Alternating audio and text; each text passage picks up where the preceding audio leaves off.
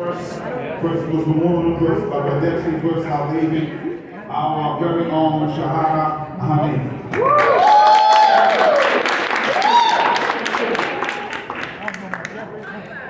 Assalamualaikum. I know folks are eating, but you could do much better than that. Assalamualaikum. First, I'd just like to thank Public Advocate Jumaane Williams and echo the same sentiment that Borough President Arbib Antonio Reynoso just shared about the legacy and the kind of work that the Muslim community put in to electing representatives like Jumaane, like Antonio, and of course, also me. So my building out here is Muslim power. And Muslims have always had power in our city. And now we get to see that power reflected in the kind of government, the democracy that we are building in the city to ensure that everybody has the basics in the city. So, as folks know, and has been mentioned, first Bangladeshi, among the first two South Asians that were elected to the council, first Muslim woman, and in my district, the first woman to represent us in city council.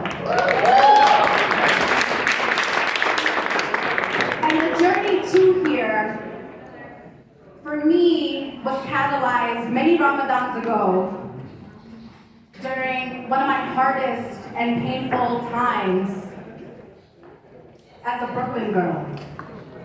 At 17, I was diagnosed with lupus, and my mother and I, after seeing the kind of symptoms that I was exhibiting, and without adequate health care, we rushed to Coney Island Hospital's emergency center. We're both fasting, and when I get called in, the ER doctors immediately tapped me with, you got high blood pressure, there's protein in your urine, all sorts of laundry list of issues. My mother and I, at that point, had broken our fast, and I get this horrific set of symptoms that are pointing to something very serious. Weeks later, as I'm shuffling between hospital to hospital to get my diagnosis, I get told I have lupus. And that was the starting point for me, this journey of a commitment, a lifelong commitment to care and compassion, to build a city built on care. Because I wanted to make sure that young people like me were not abandoned. And I wasn't the only young person, the only woman dealing with chronic illness and disability.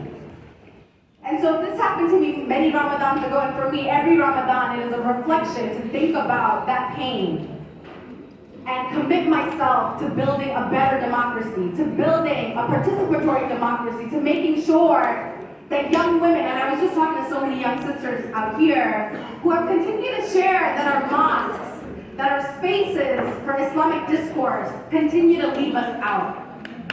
And I want to make sure that what we're doing is including our sisters, including our neighbors with disabilities, that we are not divided by race and ethnicity, that we are building a stronger ummah right here in our city across the 5 boroughs. So continue building power, continue caring for the city, and continue to vote for reps that look out for us and the city. And lastly, I just want to give a shout out to our brother, Zach Tahar, Syrian 21-year-old, who spotted the suspect.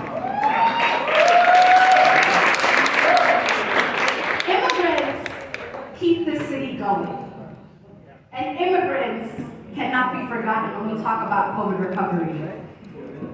And so, I want us to remember the light and the ways in which our community continues to keep each other safe. That is what we displayed after the horrific shooting on Tuesday. And I want to give a shout out to the Sunset Park community. I know there are many neighbors from Sunset Park.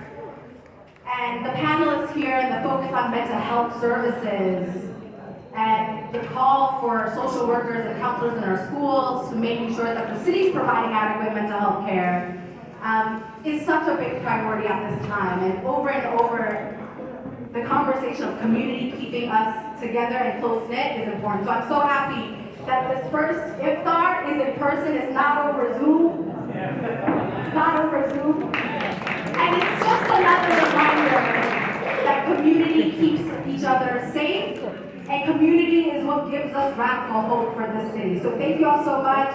I'm Councilmember Shahana Hanif. I might represent some of y'all from the neighborhoods of Kensington, Park Slope, Carroll Gardens, Elmville, Gowanus, Cherry Park.